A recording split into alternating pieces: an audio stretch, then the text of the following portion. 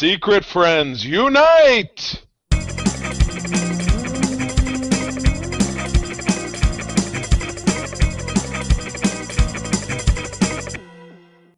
Welcome to the Secret Friends Unite, episode 519. This is your guide to the geek side. And we are here to talk about a lot of geeky news, some fun new movies that are out, and we're going to project on the future of certain characters that may not be in a certain doomsday movie. But with that, I'm Todd Oxtra, one of your hosts here. I'll be watching Michigan State, hopefully making it to the Final Four later today. Joined by Charlie Carden. That's a bracket buster for me. Of course, I mentioned last week I did a bracket at the very last minute, and I auto-generated, but I'm like, well, Michigan State could go all the way, so I did that, and so thank God I'm not dead yet. But hey, you know what? It's a sacrifice of $5 but I'm good. Here on a Sunday afternoon, we got a lot of fun stuff to talk about, so we're going to get right into that after we do a little segment I like to call Paying the Bills, which does not really work at all because these wonderful people support us over on our Patreon. Boom, boom, boom.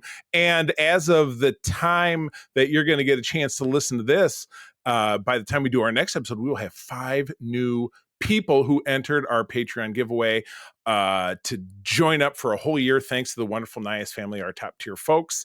So we're going to be very excited to welcome those 5 new people. But when you're over on Patreon, exclusive shows, we got lots of bonus content, early shows, everything with no ads, other discounted Discord benefits, 1 week for free, 7 whole days, and then as little as $2 a month to stay on board. It's the bomb. These people know what's up. My buddy Derek Trevelyan, Francie, who does my wife's hair, Mr. Luke Lore, Xbox Expansion Pass, and my awesome uncle Tim. Also, John Sedorf, the wonderful Phoenix Sisters Entertainment, our friends Kelly and Crayley, Brendan Myers, Corey and HD, Matthew Keel, our buddy Kurt Krug, who I'm looking forward to us hanging out at Motor City Comic Con next month, but he helps us out with all those really awesome interviews, so I'm really psyched about that. And our friend Tanya Lee, who lives in the South, she's going to be back with us on Code 47 at some point, guesting in the next couple of months, so we're looking forward to that. And as I had already mentioned, the awesome Nias family of the Twin Cities, Sean, Still, and Henry, thank you for being our top supporter and bringing 5 more people into the fold that by the time you listen to this, your time will have lapsed, so you couldn't enter, but we are going to be selecting 5 names out of a virtual hat of the folks who have entered, and then we'll be announcing the winners potentially in some, maybe just on social media, maybe we'll do a YouTube or something, but you will hear about it on or about April the 3rd. So I'm very psyched to have 5 new people on board listening to our stuff. And you know what? I this week's cover, this is how we got to choose those 5 people. We have to give the information to Machine Man somehow back in 1980. We have the 19th issue of his book. Machine Man is this like purple dude. I'm trying to remember if he's a cyborg or if he's just a machine guy. This is not a figure I have in my collection because I don't know that they've ever made a proper one of him. Certainly not for Marvel Legends, or if they did, it was maybe back in the Toy Biz days. I don't really remember. But he's a brother of Stiltman. He has Stiltman's legs as his arms. But other than that, he's a dude in a purple suit with like a helmet that like wraps. It's kind of like RoboCop and red eyes, but he's got a flesh-colored face thing happening. But in this, he's fighting Jack-O-Lantern, which is a character. I think this might be Jack-O-Lantern's first appearance. No, Charlie, you got it. It is indeed his first appearance. I just remember now. This is from the benefit of the Marvel Unlimited official handbook guide, of which I just completed a 10-volume set in trade paperback of that original 1985 through 1987 series that I grew up on. I managed to find a vendor that had all 10 of them, or he had 7 of the 10 of them. Then I grabbed the others off eBay. So, and I also have them in black and white. So I'm steeped in this, but because I read Machine Man's entry or Jack-O-Lantern's entry, it mentioned that Machine Man number 19 was his first appearance. So what's going on in this title? Well, Charlie, it says complete your collection special, or guess what mag won't have a 20th issue. And guess what? People did not complete their collection because this was the last issue of Machine Man. And this cover's crazy. I'm guessing this is happening at a comic book convention, right? Because you've got people that look like heroes but aren't. You've got Sue Storm. Yep, Sue Storm, probably like, later years retirement. You've got like a kind of Incredible Hulk, Bruce Banner, but not without the muscles. You've got Batman and Superman in the background, Daredevil, and then you've got this woman in the suit, which Silver I don't Surfer. know who that is. She's got the I didn't board. see the board. Okay, got it. Yeah. So this is what it's about. But basically, Machine Man is a robot, and I remember really the first time I really read much about him was he was in part of the Marvel Zombies, one of the spin-off titles, where he was used to fight off and can do research because he couldn't be turned into a zombie because he's not human. Right. But this issue was the first appearance of Jack-o'-lantern. I love this headline, the synopsis, Charlie. It's called Jolted by Jack-o'-lantern. Delmar Insurance is sponsoring the construction of a high-tech secure super embassy. Byron Benjamin assigns Machine Man to safeguard it for its Halloween costume celebration. There you go. Costume party. Machine Man has Gears Garvin repair damage suffered to his face from last issue before the malfunction. So it's a Halloween party, not a convention. Well, as you see on this, and of course, if you're watching this on YouTube, the banner is torn by him jumping, and Machine Man's big arm is coming down on a table that clearly has a punch bowl. So it's a party. You don't see like Sue Storm there, like, oh, she has something in her hand. Maybe it's a flask. Do you think she spiked it? It's like a little bit of rum, bloop, a little bit of, yeah, exactly. And Tom DeFalco wrote this. Steve Ditko penciled this in the late 70s, and Frank Miller did the cover. How crazy is that? That's a lot of talent on this book. The last issue of a last issue being canceled because obviously nobody was reading it. That's Frank. What you up to? Yeah, exactly. Yeah. Do you mind kind of slide it? I'll give you $20, which it was a lot of money back then.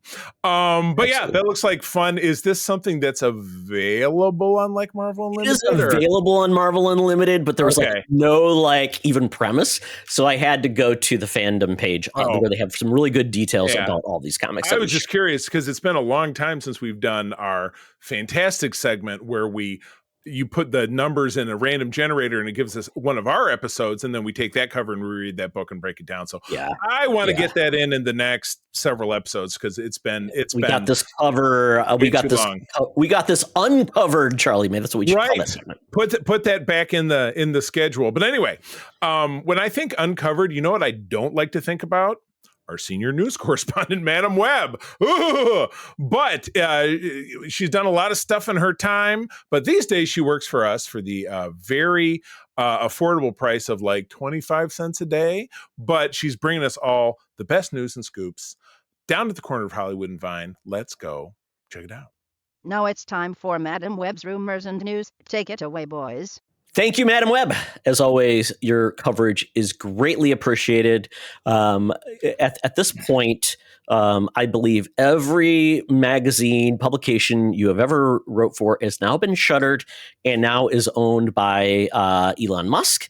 And he will be resurrecting it, and he will also be using AI to recreate your face, your likeness, and your beautiful voice. So watch out. And you will get no money from it. Well, it was a big week.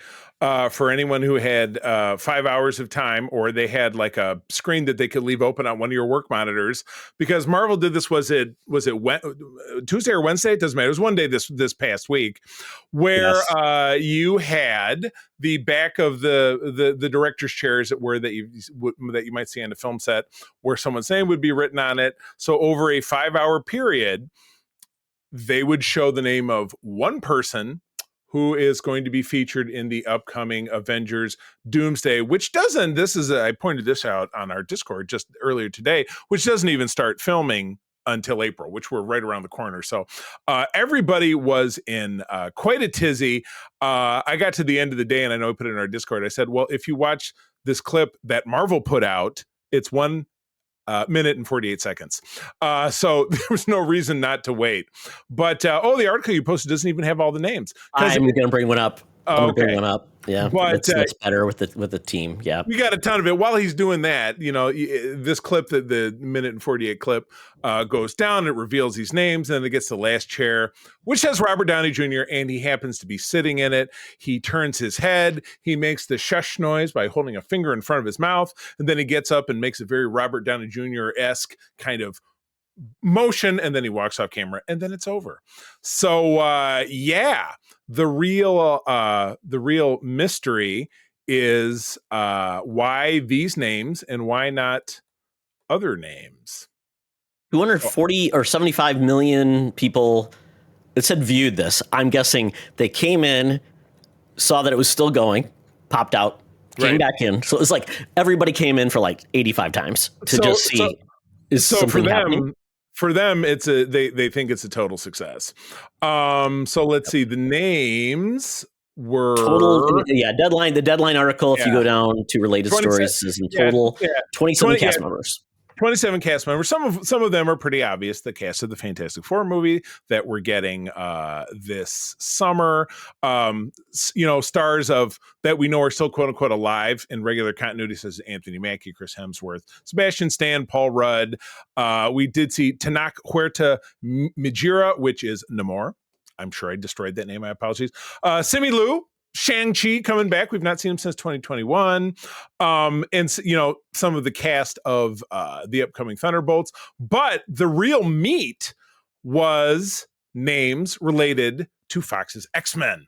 We were talking about Sir Patrick Stewart as Charles Xavier, Ian McKellen as Magneto. I just hope they're both still alive in the next 3 months when they're filming this. They're in their 80s. I love them as I do. Probably the good thing is Professor Xavier is still in a wheelchair, so it makes it easier to be in the movie. I'm sure glad you said it. But some of the more startling ones is we have the first appearance since X2, X United back 2003 of Alan Cumming as Nightcrawler. That's a big one. Rebecca Romijn returns as Mystique. She appeared only briefly in X-Men First Class in that role. That was her most recent. We did, of course, see Magneto and Professor Xavier in my favorite X-Men film, which is Days of Future Past in 2014. Kelsey Grammer also appeared very briefly in that film as Beast. And then he appeared in a much more CGI film form at the end of The Marvels, which was one of the more recent MCU films. Tying into the end of that. And James Marston as Cyclops. Sonic's dad. Sonic's dad. Or, the president in the show we're going to talk about later on. Yeah, exactly. Did we not get one for Channing Tatum as Gambit? Well, yeah, no, I was just going to say we got Marston, but we didn't get Jean. Jean Grey. We didn't get Famke Johnson. But Channing Tatum as Gambit it's a very tongue in cheek because that's not a role that originated anywhere besides from Deadpool and Wolverine. He did not appear in a mainline film. So that's very fun. So that leads us to believe that other characters that we saw at the end of Deadpool and Wolverine will also appear. But Tom Hiddleston's a surprise one considering where Loki ended too. Right. He's at the bundle of the middle of the universe. Exactly. So yeah. Yeah. What about Ant-Man's tiny chair too? I thought that was pretty clever. Yes, absolutely. Absolutely. So the internet is a buzz. Where's Tom Holland's name? Where's this? Where's that? It's absolutely. I watched a video right before I came down here. It's very possible that there are contract negotiations going on with all three of the modern Spider-Men, potentially, because you have the extra layer of the Sony and the Disney ownership, the Sony ownership of Spider-Man and Disney, who has been successful making the films in recent years. So that could be a part of it. We know that Chris Evans we know that he's coming back in some capacity.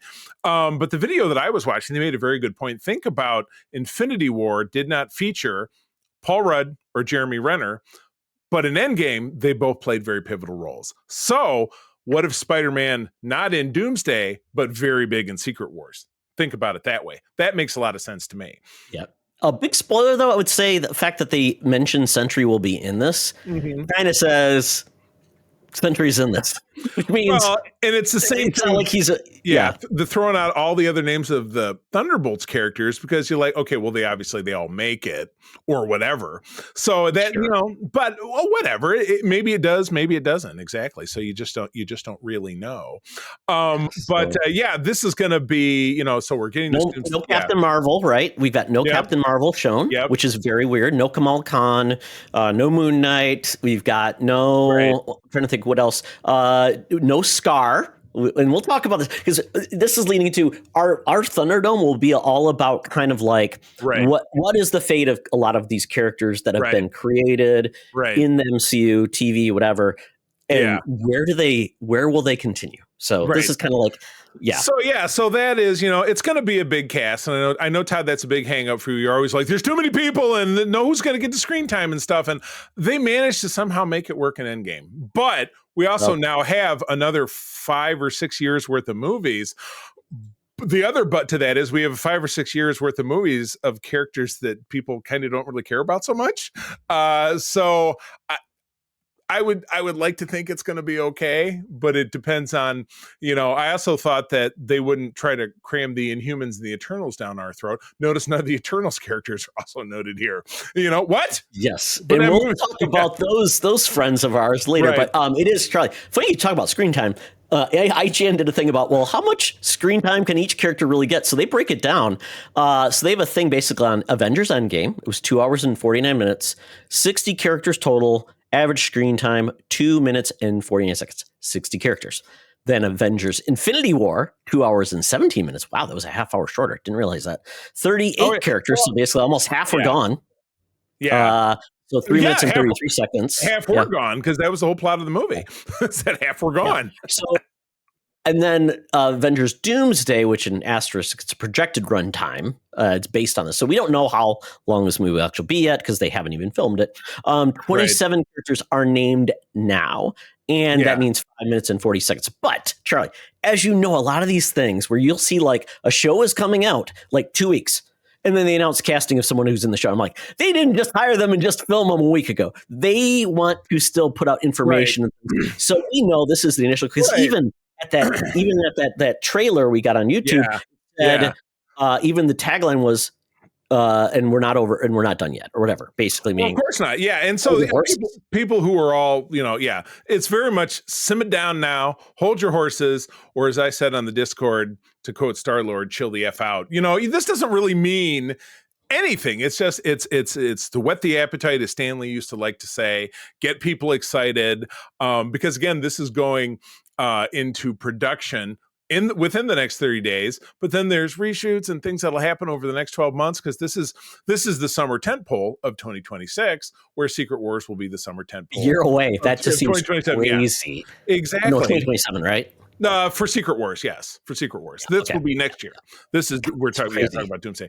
And so there's only one villain announced. Doctor Doom is the only. Well, Magneto if you count a villain, but so. Unless there's no other villains in this, we know there will be a ton of villains from wherever. Maybe MODOK comes back again.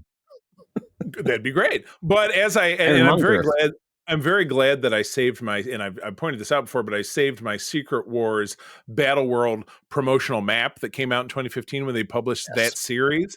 That shows all the little fractions of Battle World. And there are some that really feel like that's how that movie is going to take shape. Well, that is the essence of the multiverse, which means like literally anything is open, because each little land is a different reality. So this is nothing to get. Fury is, we got David Hasselhoff as Nick Fury, of course, will be in this. We know that, Charlie. God. Did I tell you that obviously that is in its entirety on YouTube? We made it through maybe 20 minutes of that, and that was as much as I could take. It's unwatchable. It's unwatchable. I may have to disagree with you. I think it's perfection. But, I'll tell you what. Well, then I will challenge you that we will both watch it and we will do a breakdown show. Well, then they even mentioned an LMD in the very beginning of that one, Charlie. How awesome is that? They're putting it together is terrible. Yeah. But at any rate, so I would say it's better than Agents of S.H.I.E.L.D., but that's my take. You got yourself in some trouble. We had somebody on that you threw that out, and they were like, "Well, it was a clutch the pearl." I can't remember who it was.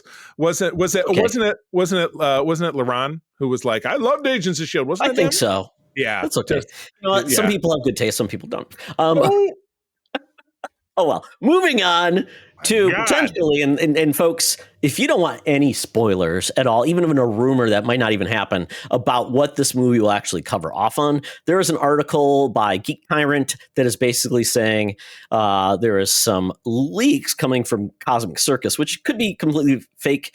And later on Reddit, Marvel Studios spoilers that outlines storyline which will feature the Avengers, the X-Men, Doctor Doom's war against the TVA. So if you have the TVA, that'll up the ante in number of characters. And they said, take this with a grain of salt itself, but potentially where Earth 616 collides with Divergent X-Men universe, described as something similar to Daredevil, Born Again's approach. This idea is that will pick up from where X-Men Days of Future Past left off, with Daredevil and Wolverine caught in the chaos. Because Deadpool, Deadpool, Deadpool, not Daredevil. You said Daredevil twice. Yeah. Oh, Deadpool. Well, they mentioned twice. Well, but at the end of X-Men Days of Future Past, we are then brought back into the world where it's like, yeah. And it was. I watched another video about this recently. Someone said, well, that. And then you add 5 years and it's Logan. So it's like that setting at the end of Future Past, which is 2023. Yeah. Logan is 2029. So you add in, well, that's 6 years. And then it's this, it could potentially be looked at as it's the same universe because mutants are being killed off by additives in the food, which is the plot line of Logan. Sorry. And then Xavier has a stroke and he kills a bunch of mutants with his brain accidentally. So there's an awful lot to still happen with this, so it's certainly not it's not a clutch the pearls kind of moment, you know what I mean, because there's just too much more to come. Well, and it just sounds like some of the plot points you've been talking about, they're basically talking about some of the plot points that'll happen to basically separate the characters and like separate plot points within the movie. Is basically there's going to be a team up between the X-Men and the Brotherhood of Evil Mutants. Then meanwhile, back on Earth 616, Captain Marvel, Shang-Chi, Hulk, and Wong are working to bring back Monica home, while Miss Marvel assembles their own team of young heroes. The Fantastic Four are still on their own Earth when Avengers Doomsday begins. Then we've also got Spider-Man, who apparently wants nothing to do with the conflict, but gets dragged in anyway. The leak also claims he'll don the symbiote suit, which is described as a variation of the final No Way Home costume, but in black and white. Doctor Doom is set to play the main villain, with the leak suggesting Victor Von Doom despises King and the TVA, blaming them for the chaos unfolding in the MCU. His vendetta against the TVA leads to a multiversal war within the organization, setting up Avengers Doomsday climatic battle. Doctor Strange and Clea will be part of Doctor Doom's story. Wow, that's crazy. Crazy, isn't it? Like, I love how it is. Like, it's piecemealed, so it's giving different things for you to focus on. Right, getting teams together.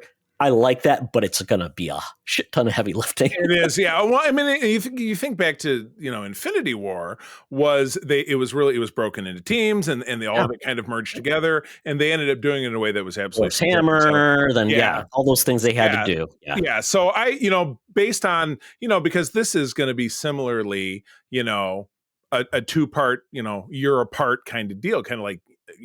Obviously like Infinity War and Endgame was, where they're really down and out at the end, and then they have to find a way to succeed in the second part. So I have faith. You're bringing back the best and the brightest. As Deadpool said, we're at a bit of a low point right now. We've not been necessarily super thrilled with a lot of things that have happened since 2019, since Endgame. But I would love to believe that it could rise again. And now that they're fully embracing the X-Men and the Fantastic Four, the two big missing pieces of the MCU, all that's left is the Eternals and the Inhumans. Let's bring them back too. Oh my God. I'd love a gag where they just, find a way to make sure they're erased from all of humanity. But anyway, you could say maybe Black Bolt, Black Bolt was killed and all the humans passed away. Right. Or were so sad they just killed themselves. Oh, geez. I don't think we need to go that dark. All right. Well, speaking of the X-Men, it was 50 years ago that title, which was struggling, it was very struggling in the early 70s and certainly in the 60s. We're basically in reprints. They were very much, and it was like bi-monthly, and it was reprints, and they were very much on life support for probably 5 or 6 years before this came along. That they decided to basically dump the existing team, everybody except for Cyclops, and they brought in brand new characters that were absolutely nothing like the people that they were replacing, because your original X-Men were like, oh, golly gee whiz, we're all young kids and brr, brr, brr, brr, brr, and they were pals and this and that, and they were all kids. They bring in this group of like craggy adults. One of them is Wolverine. One of them is, who is Storm, Colossus, Warpath for about 5 minutes until he got killed. Nightcrawler. Was Banshee? You're forgetting. Banshee. Yep. Yeah. And they brought him in and they had to fight. Fire. He ditched. He's like, I don't like you honkies. I don't. Yeah. Oh, geez. Yeah. That's very 70s word. I can say it, Charlie. I'm white. I'm honky. Yeah. That's our word. We're taking it back. So that revitalized the title, and Wolverine took off his character. And that was that the beginning of Claremont's time with the X-Men? Because he was on it for like 17 years. Claremont was later. It was Dave Cockrum, and I'm trying to remember and then it was Byrne came out later. Yeah. It was Len Wein and Dave Cockrum. Sorry. Right. Len Wein, who created Wolverine, so you could see how they because he was a Hulk writer forever, and then Dave Cockrum was the artist at the time, and then it switched to Claremont. I would get him on the spotlight, but I'm pretty sure that he's dead. So that Len Wein? Isn't he? I don't know. That would be pretty interesting. I think he passed away recently. If anybody could do it, Tom DeFalco could help us. But yes, I just don't know. But anyway, we're going to put the Tom DeFalco signal up. Tom DeFalco, you're all TD in the sky. No. TDF, because it's D Falco. God, that sounds like D. Never mind. Moving on. I was going to say something else. Oh my God, it's not the STD signal. No. But anyway, they're bringing back a new version of Giant Size X-Men, led by Kamala Khan, Ms. Marvel, and the Old Man Legion. So it's a legion of old people. That's what this headline says. Is that a reprint? This one's an odd one. So It's not really a ongoing comic. This is an event featuring 5 pivotal moments of X-Men time. Okay. And essentially, if you remember Legion, he's the one that kicked off the Age of Apocalypse. Oh, yeah. So now we're getting like this alternate version of Legion, which is Old Man Legion, like Old Man Logan, which is going to essentially take Kamala Khan through all of these pivotal X-Men moments, and she's going to get to experience it. So it's like Endgame, where you could be like, we got to go back in history and see this. Kind of. Yeah. So we're getting 5 number ones. We're getting Giant Size X-Men number 1, which is witness history's first fracture as Kamala Khan is pulled into the X-Men's past. Yeah. Giant Size Dark Phoenix Saga number 1, a new revelation about Jean Grey's fate could change everything. Giant Size Age of Apocalypse number 1, reality's warping. Is this the world Apocalypse was always meant to rule? Giant Size X-Men House of M number 1, mutants rule supreme, but at what cost? Kamala must face Magneto. And then Giant Size X-Men number 2, the shocking finale redefines mutant history forward. I love this concept. It's 5 issues, 5 cool touch points, very easy to get my head wrapped around. And then this will officially really integrate Kamala into being an X-Men part of that universe. So I like this. It's short and simple. And it won't have 85 parts, Charlie.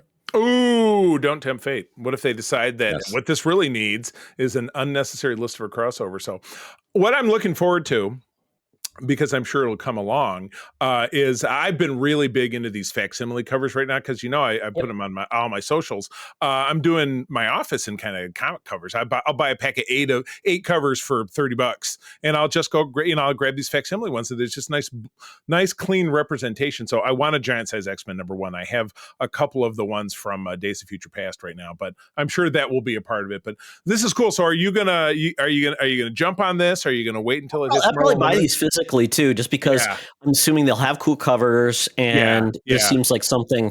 It's simple enough to collect, and we have my new comic book shop down the road. Spoilers: I will have a spotlight with him that I will record. As long as I get my royalties, spotlight's mine now. Yes. Well, I would have you join Charlie, but it's going to be at 9 a.m. on a Monday, because that's when he can record it. So I'm like, okay, cool. Playing hooky. You're playing Exactly. hooky. So Yes, he's a busy man. He's going to be at the shop and he's going to record it there at 9 a.m. He's like, that's when nobody's there. Of course, nobody's at a comic book shop at 9 a.m. on a Monday. So it's a safe time to record. So I don't know any comic shop that opens before 11 a.m. So yes, that'd be very surprising. Yeah, exactly. So it'll be fun, and I'll probably see if I can get a pull list for him on those type of issues. And it'll be fun. It'll have something to talk about. So very cool. So with that coming out, those issues are coming out this summer, but something that we don't know when is coming out, but this is good news in the rumor mill, and that is John Wick director Chad Stahelski reportedly in talks to helm Marvel's Blade movie. This once again is coming from No, I'm telling you, this is the great white buffalo of any comic book film. It just doesn't. Yeah, I don't believe it. This is what Star Wars has with their movie news. Hey, there's going to be a blah blah blah. Hey, such and such director is going to do a story about this thing or that thing, and it's our mutual friend John who said, "I'll believe that there's a Star Wars movie when I'm sitting in the theater and the lights go dark and I see a crawl." This is exciting news for now. And I know the John Wick movies are very exciting. I won't deny it. So there's no doubt that this could be a crazy, beautiful connection. Didn't they lose Mahershala Ali? Didn't he finally say, "Fuck it, I'm not doing this anymore"? No, I think that's the rumor though. They are going to lose him because he's like 50 something now. He's not a spring chicken. And you know, after a while, it's like the original pitch that he envisioned is just not going to happen anymore. And you know, a lot of things have changed. But in the moral words of, was it Lloyd from Dumb and Dumber? You're saying I got a chance. So that's where we're at. We're at, Charlie. Oh man. But this has gone through. It's on indefinite hold, adding to fan frustration, of course. Now, the latest draft of the script, which was penned by Logan screenwriter Michael Green and Black Widow's Eric Pearson, which I did like Black Widow, has reportedly drawn Stahelski's interest. His name first resurfaced in connection with Blade last month. Before Stahelski, this is what you get from this series. You get end of 2024 with No Time to Die filmmaker Cary Fukunaga, then he worked on True Detective. Then you got some other people also were going to be involved in this.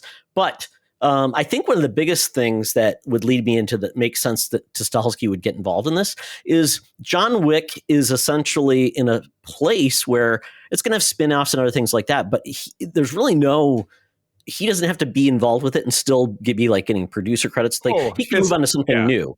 I thought you would say John Wick doesn't have to be in the John Wick movies like The Mandalorian, because it's just guy in a helmet.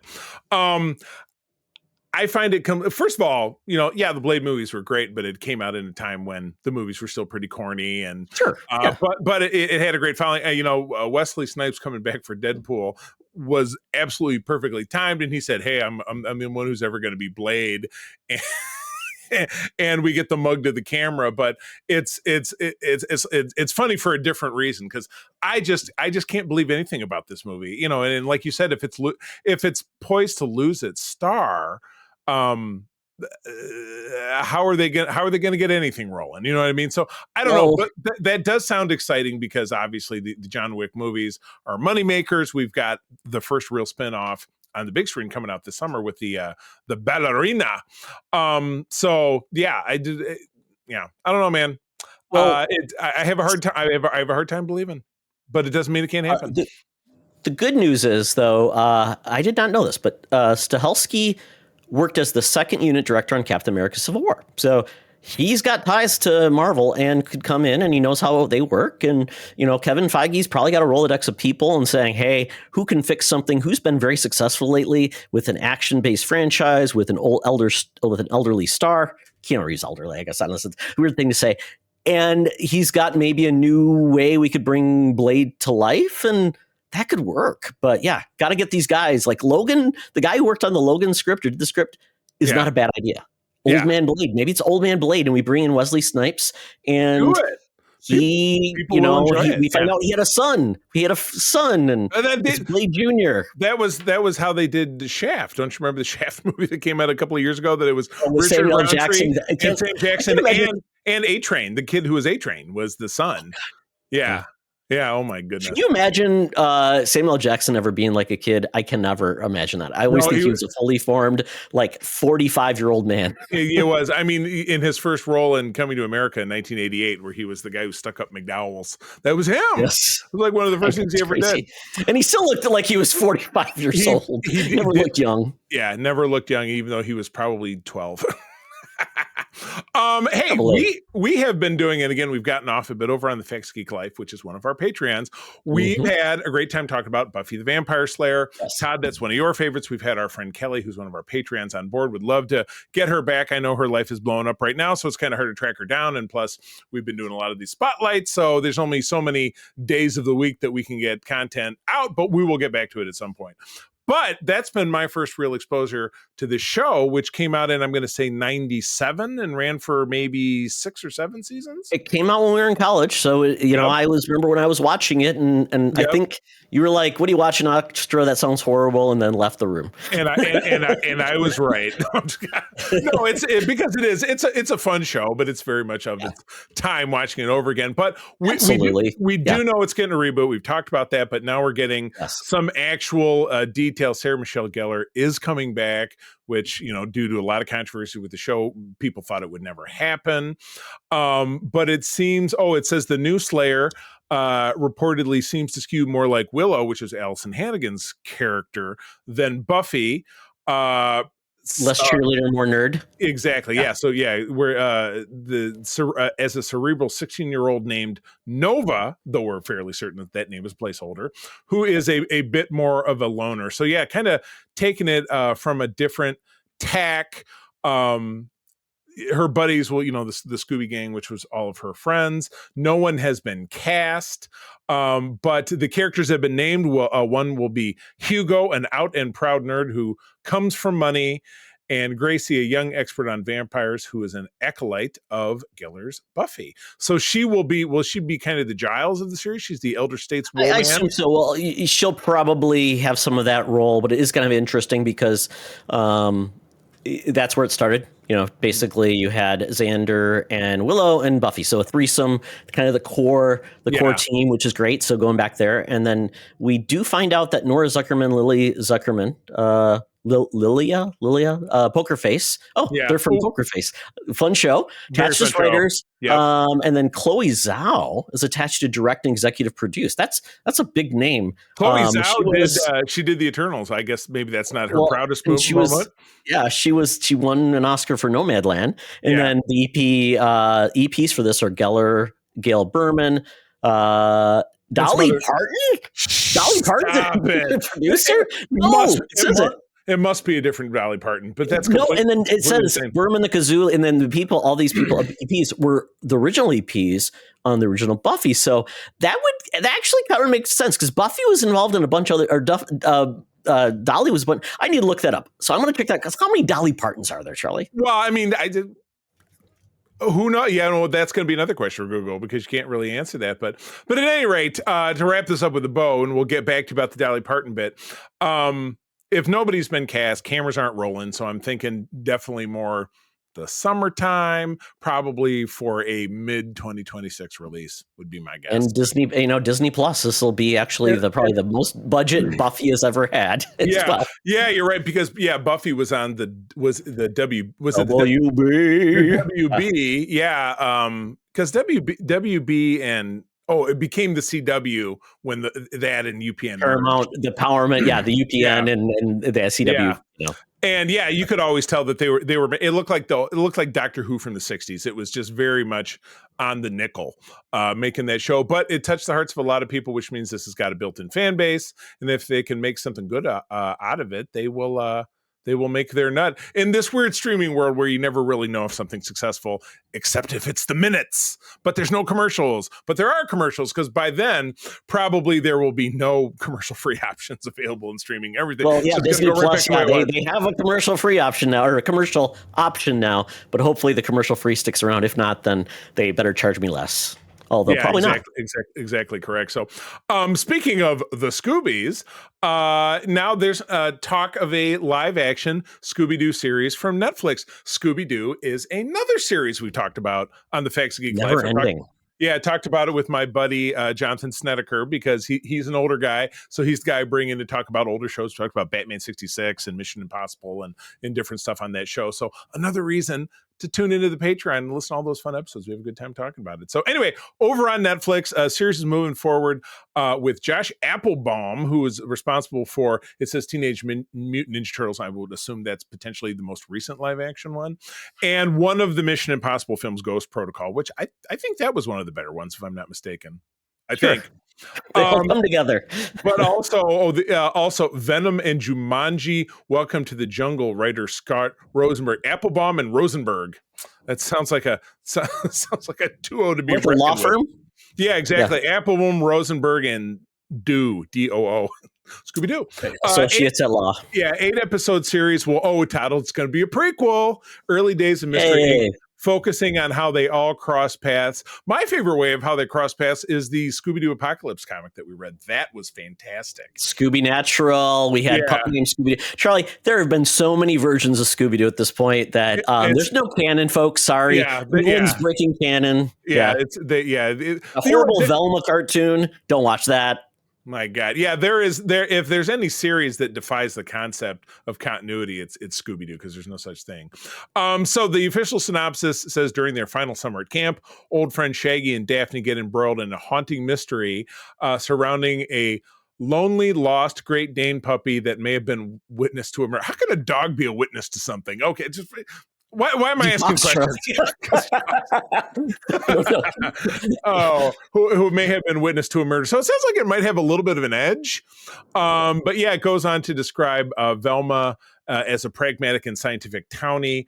And the strange and handsome new kid, Freddy, all team up, being compared, a 1-hour drama being compared to Riverdale, which is a show I never ended up keeping up with, but I enjoyed parts of it in front. Luke, it was the last thing Luke Perry did before he passed. I like seeing him. So anyway, this is fun. And again, Netflix is producing it, which means it'll be out next year, which means it'll be canceled next year. So good luck. Guess who's behind this, Charlie?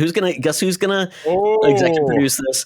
Greg Berlanti. Man, that dude has done everything. He is the Arrowverse, but back before that, he was exactly. So we got to get him on Spotlight. We have Mark Guggenheim coming up, which is the Googs. Yeah, we're talking to him this week. So. He will say, "Never call me that." Good. I'll let you talk first, so you can piss him off. And then I'll pronounce that name there, Mr. Googs. Yeah, exactly. Well, I was very lucky with Larry Nemechek, who we just Peter and I talked to earlier this week, who is Dr. Star Trek. He's the archivist of all of Star Trek. I got him to say his name. I got him to do. Isn't that introduce yourself? I got him to introduce himself. Isn't that one of those, like with a vampire? It's like one of those. Allow yourself to introduce yourself. It's reverse Austin. Mr. Mitzelplick. Isn't that you have to get him to say his name backwards? That's how you trick him. That's how I tricked him, exactly. So, but anyway, you just keep mispronouncing it enough times that he gets pissed off and say, "It's blah blah." Ha ha! I gotcha. But yes, that's me plugging the hell out of our Spotlight show, of which we've had a lot of great stuff that we've done, and that's also coming up. All the more reason to tune into the Patreon for free, and etc. But anyway, that is the end of the news. Todd, we got to get out of here. Wait, I got to get out of here because you're already there. So I got to get the cheapest Uber I can find. This looks like it's a 72 Pinto. The guy still got his AM radio playing, and damned it if it's not this commercial I've heard 50 times before. Talk nerdy to me. Talk nerdy to me. We're sitting in the Geek Easy, cover bands playing, drinks are poured, and I just finished my shift. Charlie, I'm learning how to bartend. Oh my God, ouch. Picking up a separate job. I am like Isaac on the Love Boat, a Tom Cruise in Cocktail. I have only broken 25 bottles. You know what? It's getting better. Yeah, you're paying them to be there. All right. Well, looks like we're watching a lot of the same stuff this week. That's okay. Why don't you get the ball rolling? What did we watch? Yeah, Daredevil, they They released 2 episodes this week, and it is a nighttime release. So it's like, I always forget it's not first thing in the morning. It's always like around 7, 8 o'clock at night. So you do have to remember when it's on. So you're like, okay, it's Tuesday. I'm ready to watch it. Nope, not ready yet. So, but I did watch both episodes almost back to back, which I normally don't Yeah, do because I'm like, we it's did. late. Yeah, we did.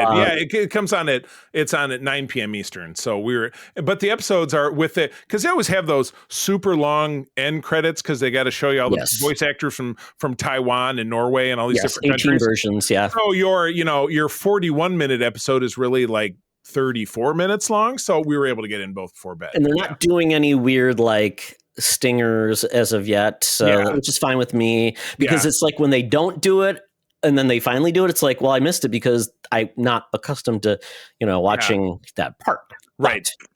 But enough of the I guess mechanics of how the sausage isn't made at Daredevil. What I wanted to talk about is specifically these two episodes because I feel like these two episodes are the best that Daredevil has been for me because we got the essential standalone issue that anybody could just watch and just have a great time. It's such a basic premise of Daredevil is trying to get a loan to improve Murdoch Associates, but he's over leveraged. And guess who we find out who the loan officer is? Oh my goodness. Khan's dad with a little Funko Pop. And I love it. Great. I love it. And now they're new best friends, Charlie. They're best friends. He's going to have dinner with Kamala's parents. I know. So yeah, I love it.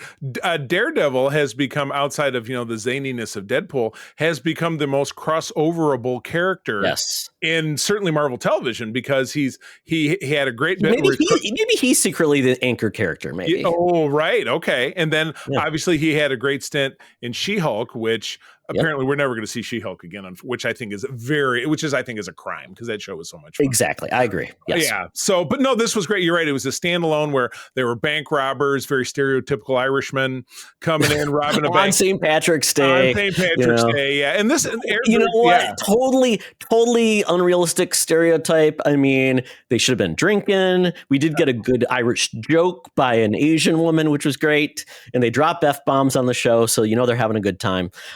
But yeah, good episode, Charlie. I really enjoyed this. And although I did at times feel like Matt Murdock is looking over, like he's truly seeing it. And I know he's using his sensory perception, but at certain times I'm like, but just very fun episode of just stopping a bank robbery and then which I think comics always do great single issues. And I think TV series getting away from single issues at times has been a big I don't want a 10-hour movie. I want, a TV show, which is good standalones, good connective arcs. And, Star Trek did it best when they did that.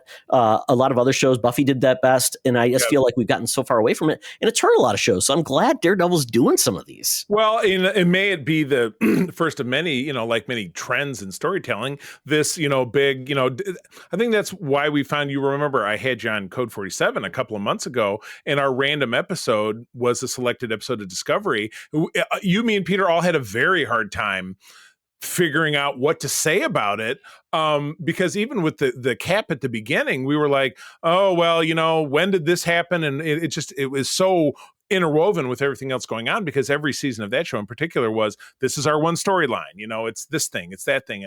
And so you can't really pick up new viewers on the fly when when the story is just so very baked in. So yeah, I think that would be great. And it was effectively a break from the heaviness of what we get into in the next episode. Oh God. Yeah. Yeah. This next episode really introduced Muse as the villain, scary dude, essentially non-communicative, a serial killer in some ways, an artistic serial killer who uses the blood of his victims to create art. They can't commit graffiti because they find out it is blood in the art. And then a character, and I won't give it too much away, but Matt's connected to a character that gets abducted. Right. And that's what truly brings Matt back to the suit and realizing he needs to get back into action.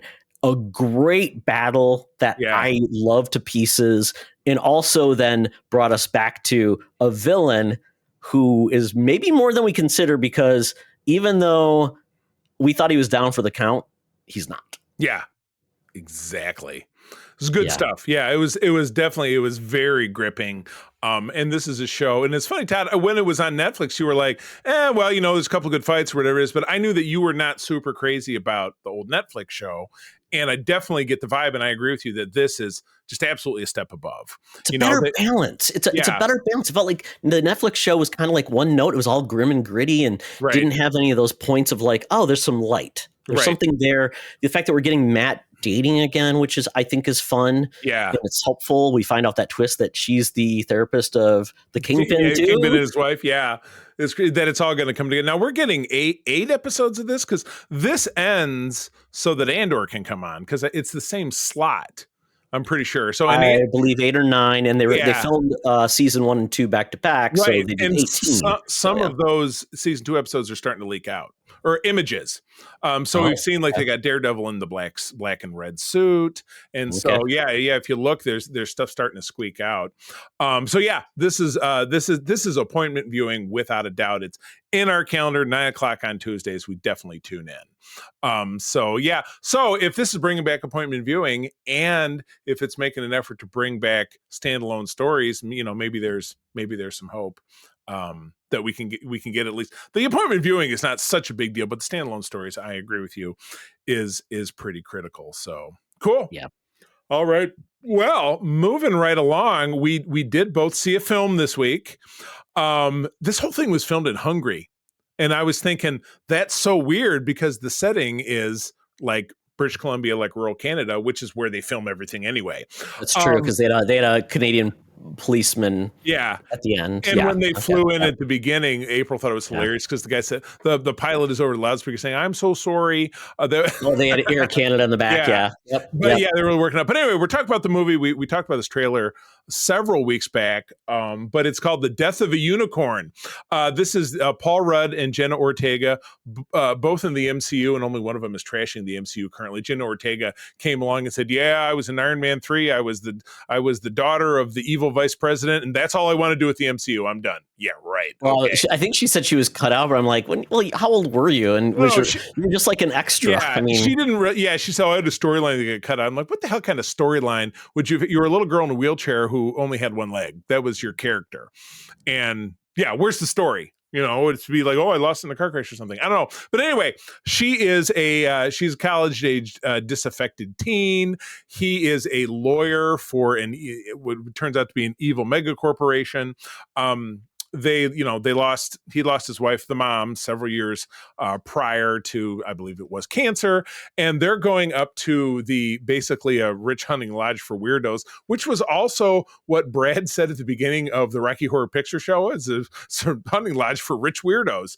But no, the family that runs this company has this, big lodge out in the great wilderness.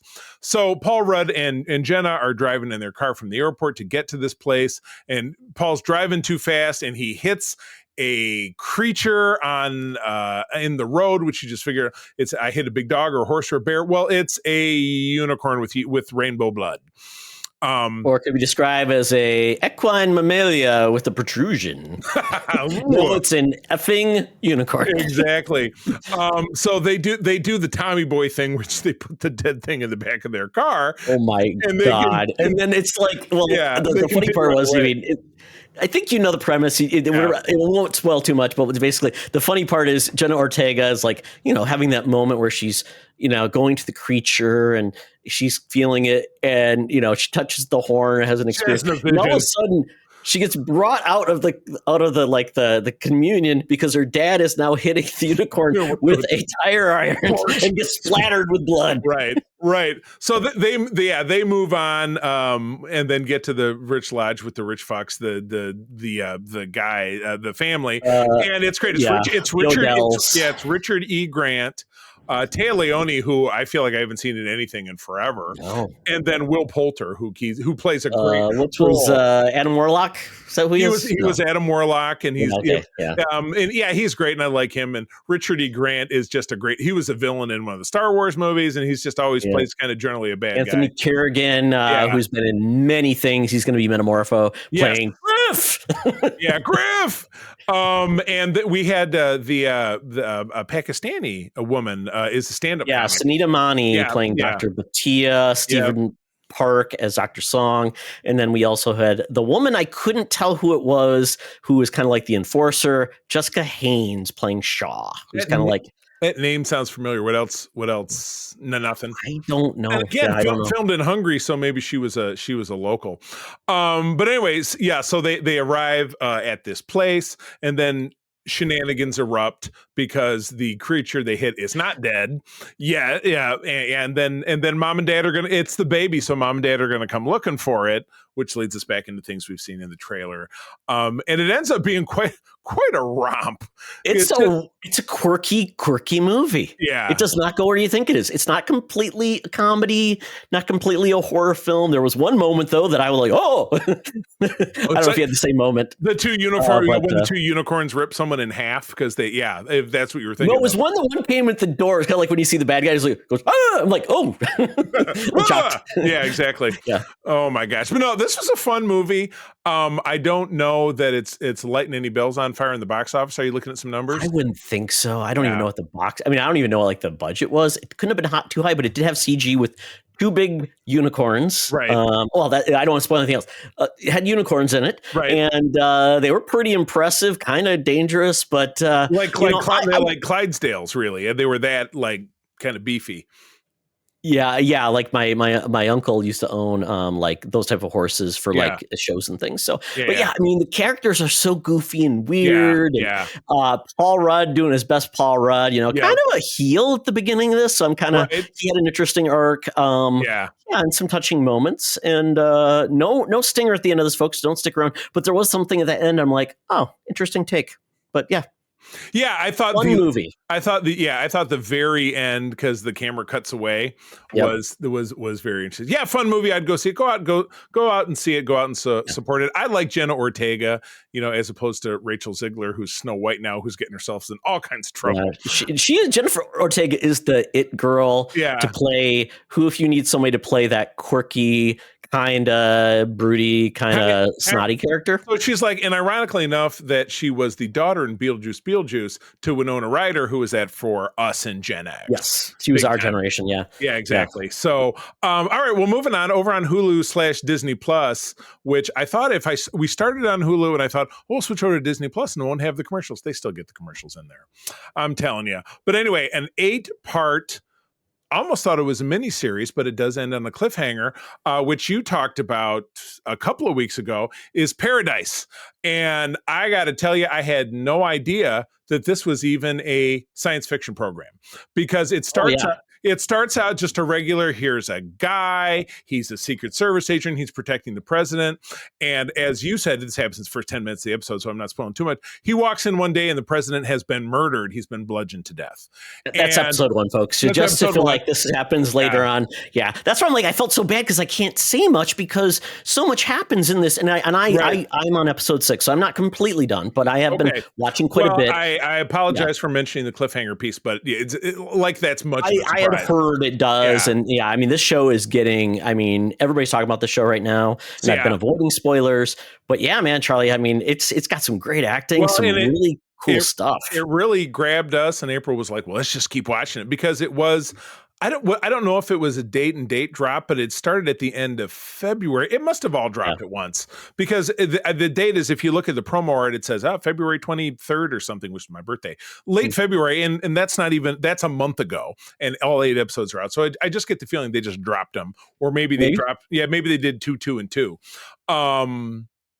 Reacher also wrapped up this week. I don't know. Have you finally got into the 3rd season of Reacher? No, it just feels like a show I know will always be there for me, Charlie. It doesn't feel like it's like must-see TV. Yeah, and to be honest with you, it was the weakest of the 3 seasons, so I wouldn't kill yourself over it. So there was no last-minute, like, over-the-top Sylvester Stallone ending of the plotline. There absolutely was, because it was Reacher finally took on the giant guy that you've seen in all the trailers. Oh yeah, they had like a 10-minute fight, and apparently Alan Ritchson does all his own stunts, so he really got hurt in one of the stunts. Maybe you want to stop doing that. Yeah, you're not Tom Cruise, even though Tom Cruise was also Reacher. And then real quickly, we did watch, as soon as we signed up to Apple TV Plus, we watched The Gorge. I enjoyed it. I had no idea what was at the bottom of the gorge, so that was super cool. It felt like cool part, yeah. it felt like Silent Hill, which is a terrible movie that I enjoy because it's so terrible. So I really enjoyed the gorge. And I think this was not one that I think needed to be in the theaters at all. I think it's in a good spot on Apple Plus where you can turn the lights off and watch it on your big TV. And I thought that it was pretty great. So good stuff coming out. I was so I think that movie is, I really enjoyed it, but it did feel like the first 2/3 were like a very cute rom-com. Yeah, big time. And then it turned into like, that. Yeah. Yeah. And then the ending, and I'm trying to remember like, okay. Oh yeah. And then it turned into Cocktail at the end. Which that was an interesting like the last 5 minutes. But it was really, it was cool. I liked it. And Sigourney Weaver was the villain. She was really villainous at the end of it because she was the big big bad boss of the whatever corporation. Who would have known there was a crossover between that movie and Avatar where she shows up as the blue woman? Oh God, that's right. Oh, well, that's what happened. That when you go into the gorge, you go into a portal and you're on the Pandora. Pandora for Unobtainium. Yep. Oh God, I hate those movies. I'm sorry. We've talked about this a lot. Really? I've never heard you talk about that before, Charlie. Oh my gosh. All right. Please look back on the past 50 episodes or probably 50 episodes. You probably mentioned that before. We have another one of those coming out at the end of this year, yes, don't we? Oh, let's hope. I want Wicked 2 to just destroy it. That's what I want. Wicked 2 for good. Yes. Wicked 2 for good for later. But anyway, that wraps us up out of the Geek Easy. I have my phone out. The Air Qantas app is open. We've got to get that flight to the land down under where Hologram Tina and the mutants are awaiting for us to talk about the MCU. Where's it going? What's it doing? And that kind of stuff. So let's do it. Welcome to another edition of Thunderdome. Thank you, Tina. The mutants have been gathered for a topic or game to be entertained.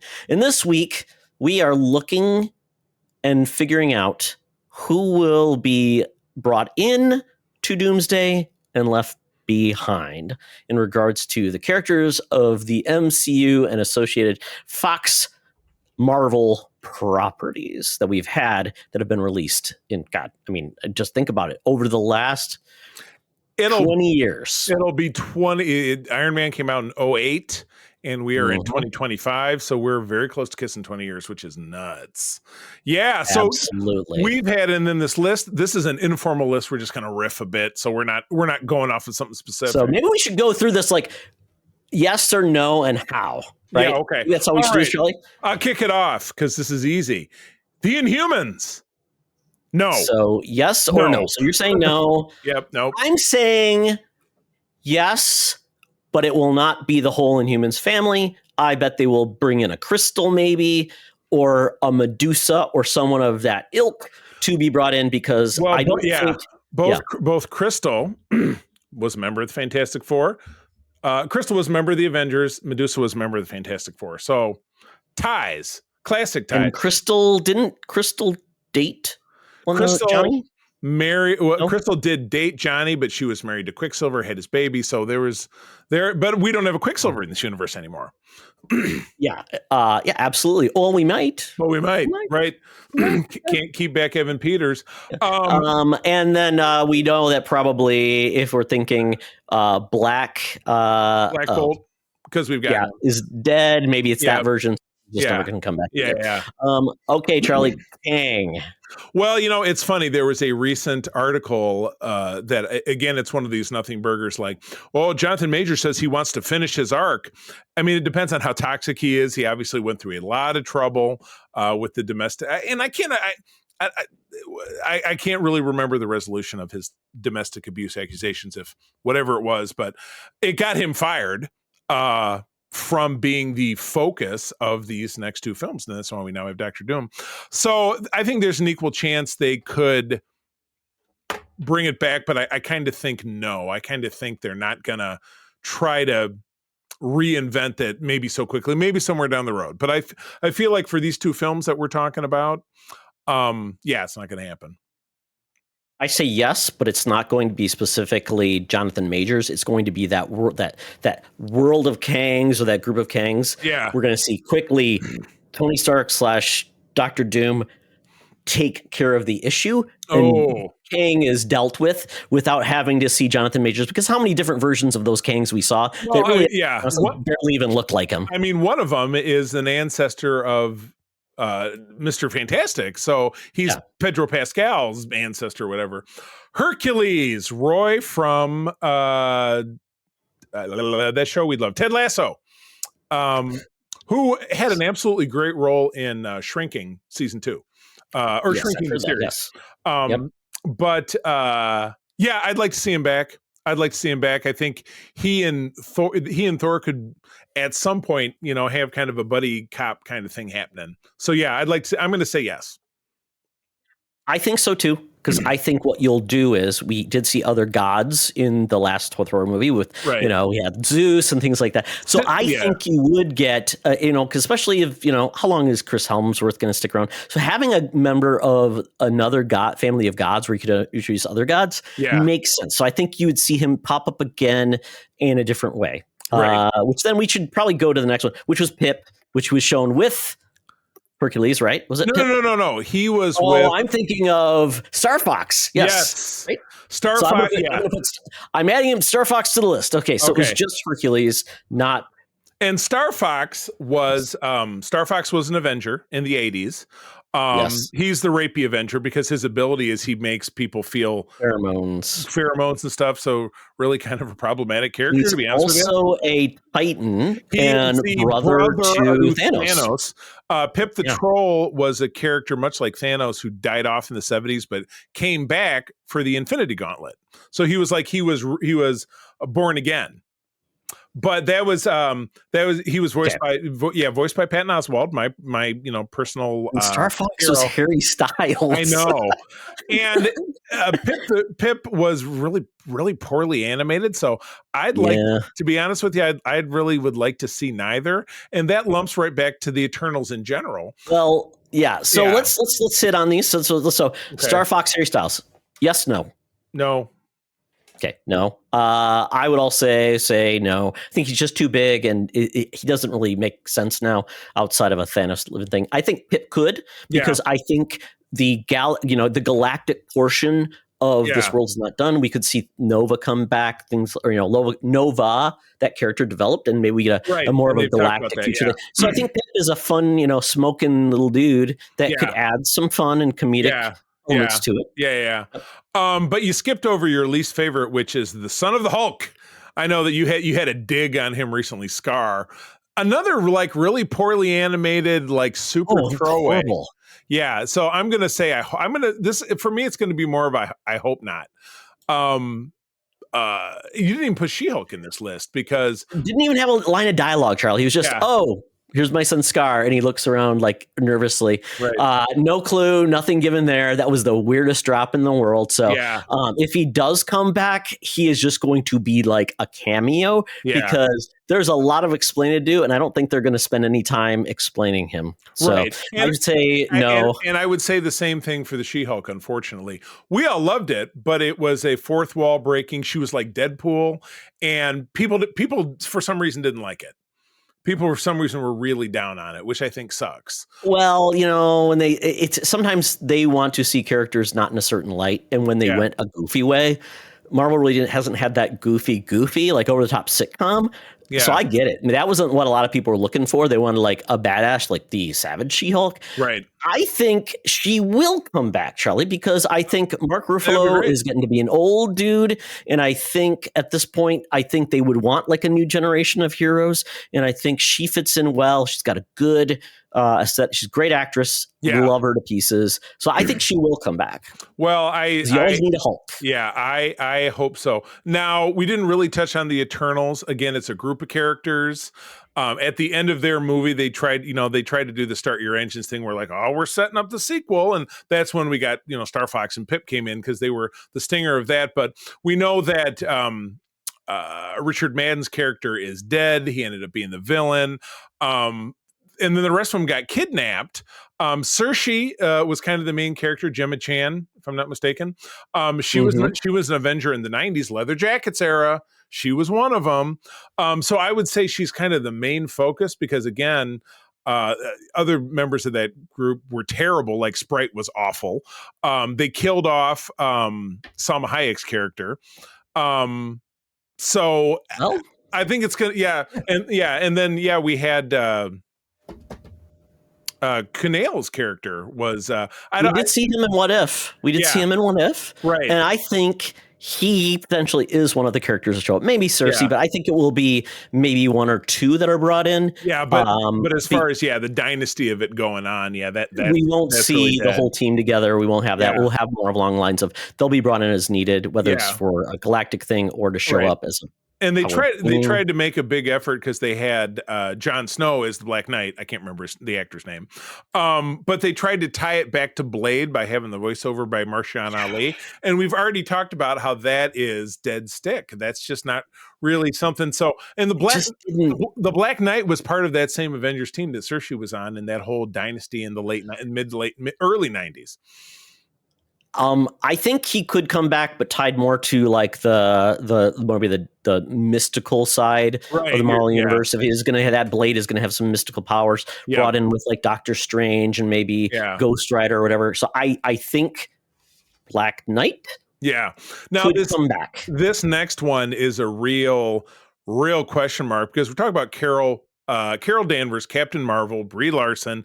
That movie was a massive failure. Massive failure. So you got to think about the fact that Disney wants to push the stink off as opposed to let's keep the stink around. So you just wonder how kind of marginalized this, because this is a character that started out very high and fell very low. So it really makes you wonder what they really want to do with it. So I think it's possible that she could come back, but as far as having another film again, I think there's zero chance. No, I don't think she gets another film. I don't think a lot of single characters from the past are getting another film, to be honest, a solo film or something like that. But I think she could be involved, because it's weird because they kind of iced her in a lot of ways from obviously the bigger movies. She was brought in Endgame very temporarily. Yep. So she's so overpowered that it would make sense that maybe she is brought in, but basically Doctor Doom finds some way to like. She's kind of the closer, but even when she went, she's brought in to close things out, kind of like like with Thanos, exactly. Like Superman at the end of Justice League. Right. Yeah, exactly. Yeah, because she is a very equivalent to Superman. She's so powerful. And speaking of failures, Secret Invasion was a tremendous failure for Marvel. Super expensive, critically destroyed. And the villain of it was a version of the Super Skrull, which is a great Fantastic Four villain. I love it. It was a Build-A-Figure a couple of years ago that I think I wasn't able to finish it, so I had to buy a couple of the pieces or whatever. Or maybe my partner, Derek, the figure dude, helped me find it. I love the character. Awesome character. But for the chances of that coming back now, that would be because it really ended up being because there was the big fight at the end. It was Emilia Clarke, right? Yes. Okay. I felt like I got the last name wrong. And the other dude whose name I can't remember, having this big slug out fest. And did one of them die and one of them live? See, I can't even remember. Yes. Yeah. What's his name? Guy Handsome Man from Bridgerton. Yes. Mr. Bridgerton. Yes, and she was never seen again. She was like Poochied, where she now has all the powers of all the Avengers. And she flew off. She is, she did a White Vision. Oh, that's another one we have. Well, he's got. That is true. Well, we know he's coming back. He's have a show coming up. Yeah. But I don't think she comes back because I just think it was poor planning and just not a good take on what you could have done. So I think she's out. Yeah. So we'll go through these a little bit faster. Thing. Yeah, you're right. Man Thing. Totally. And same with Werewolf by Night. Because I think they're both back. Future of the Marvel Supernatural probably not coming back for Doomsday just because and too many characters. The same thing with Moon Knight. He lumps into that group. He is going to be a character that is a contributor, not a solo artist. Is the best way to put it. He collaborates. Doesn't put out solo albums. Yeah. Now the Nova Corps, because Xandar was decimated by Thanos. That is a throwaway line that Thor had in Infinity War. So maybe not the Nova Corps, but Nova himself. We know that character is in development at some stage. It's out there. The project got canceled, but it doesn't mean that character would not or put on hold, whatever Yeah. you want to call it. But I think it makes sense to do like there's no more Nova Corps. But yeah, Richard Rider There's just a dude. gets There's the the guy. helmet. Yeah, he's got Right. one of the most powerful things in the world, and he's brought in to form a young team that Kamal apparently is Right. setting up as we read that spoiler potential Exactly. for what's going to happen. And then you mentioned the Guardians of the Galaxy. I feel like they put a pin in that. But we do know Star-Lord's coming back because that was the little crawl at the end of Guardians 3. So his character will endure. We know Batista's done. He's not coming back. They split up the team proper. We have a newer team. Oh, he's a pirate. She's not coming back. Yeah. So the Guardians that we saw in the films, no, not coming back in that fashion. Well, could show up. I think maybe he could show up. Yeah. Some of those family members, some of those team members could come back. Yeah. The Black Rocket. I mean, Black Panther, we know that Letitia Wright is in the film. We saw she was one of the names. But as far as if the question is there going to be another film? They have that animated show coming out that's a prequel. But as far as another film, I'm not terribly certain. Ironheart is a show that's coming out. That's gonna be out this year. We're getting that. She was not shown as a name though in the movie. So will she be in it potentially as part of the young team that Kamala gets? So once again, maybe not in Doomsday, but maybe in Secret Wars she shows up, and then we'll see if she becomes more of a bit player and doesn't. Like I said, I don't know. A lot of these characters will get solo projects or get a second solo project, but they will get probably brought in as needed. And even really the rest of I'll run through the list because I feel like it's all kind of lumped together. If you're now we're looking outside the MCU, so we're looking at series like The Runaways, Cloak and Dagger, Hellstrom, which the one thing I've never watched. So these really quick. Yeah. So Runaways, yes, no, Charlie. No. I say yes with a caveat of maybe a character coming through. Yeah. So Cloak and Dagger, not a chance. No. Hellstrom. I never watched it, so I'm going to say based on that, I would have watched it if it was worthwhile. Maybe as Damien Hellstrom, but these Jokers, not his kids. No. Yeah. Legion. I saw an episode or two, so I can't even really give a great opinion. I don't think so. It doesn't seem like it would fit. Where's the fit? I mean, it would be a huge reach, but I would love to see that character of Legion reintroduced because he's a cool concept character. Yeah. The Gifted. No way in hell. We enjoyed that show, but no. I think stuff that gets canceled, they're not going to jump out and be like, yeah, we're going to get it in. The Fox movies, I think they've done as much integrate. We know that they're doing integrating. Are we going to pull in other characters? I don't know. Trying to think anything else. Ghost Rider. I think Ghost Rider comes back. Yep. Any other movies? I mean, we've getting Daredevil series, so Ben Affleck. Maybe Ben Affleck, and we did get Jennifer Garner as Electro, so maybe Ben Affleck does show up as Daredevil. Yeah. Colin Farrell showing up as a bullseye. That would be kind of fun. Absolutely. He's too busy being the Penguin. That's true. The Defenders, meaning so now we talk about the Fox shows, the Defenders, which is Jessica and Luke Cage and Iron Fist and then Daredevil. I mean, we're already getting some. I feel like I've heard talk that Jessica Jones is in the running, or maybe she's just the actress is just talking it up. Yeah, it's possible. But as far as the real heroes for hire, Luke Cage and Iron Fist, Iron Fist, no, because we've got Shang-Chi. So why do we need Iron Fist? You know what I mean? It's the same kind of, Or we find out, that Danny Rand died in an elevator, but we got a new inductee to the Iron Fist Hall of Fame, and we're getting a new Iron Fist because that does pass down. The Iron Fist does pass down to generations, right? And then Luke Cage, Power Man, the other half of that team. I would love it. I don't know Mike Coulter. I don't know where he's at.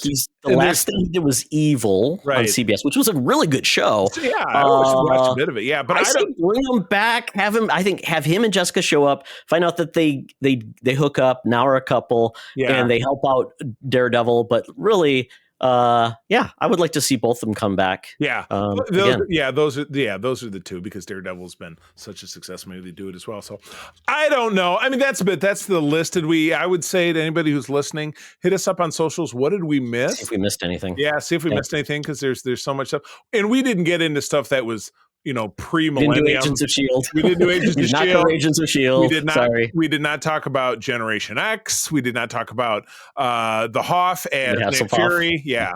So we didn't talk about the 70s Spider-Man or the 70s. The Lou Ferrigno as the Hulk. We didn't talk about him. They could No, we did not. cast him as Maestro. That's when you get some idiot on social media. Maybe we get tries to Firestar and Miss Lion and in Ice, future X-Men different film. Iceman. A real old Ice Aunt May in her little wheelchair with the blanket. Yes. But yeah, that's the show. Hit us up on socials. Like I said, let us know what we missed. And Todd, if they wanted to do that and talk to you specifically, where would they find you? You can find me specifically at Todd Oxtra on the Blue Skies, and for anything Secret Friends Unite, we are on at Secret Friends Unite, sometimes with dots, on either Threads, Instagram, or on Blue Sky as well. Charlie likes to keep it simple because I am at the C3 at everything. TheCeeThree. Finally, yes, I had to finally get that turned around. That's Threads, Blue Sky, and Instagram. But I spent a hell of a lot of my time over on our Secret Friends Unite Discord, which is easy to find. If you don't find it, ping one of us on the socials. We'll send you an invite. But we want to have you there because we like to talk about geek stuff there. And that's it. That's the show. Friends, as always, thank you for joining us. I'm going to tell you that sharing is caring. To keep on trucking. Be the hero, not the villain. In a truck. You've been gorged. This podcast is part of the Secret Friends Unite podcasting network, available on Apple Podcasts, Spotify, and podcast services around the galaxy, as well as video on our YouTube channel. You can support Secret Friends Unite by becoming a Patreon member, get bonus programs and more over at patreon.com/secretfriendsunite. Join our Discord community for even more discussions on all things geek. For all the latest updates on Secret Friends Unite, make sure to follow us on Threads at secret.friends.unite and visit secretfriendsunite.com. Find our merchandise at TeePublic and Redbubble. Thanks for listening, and may the Force live long and prosper.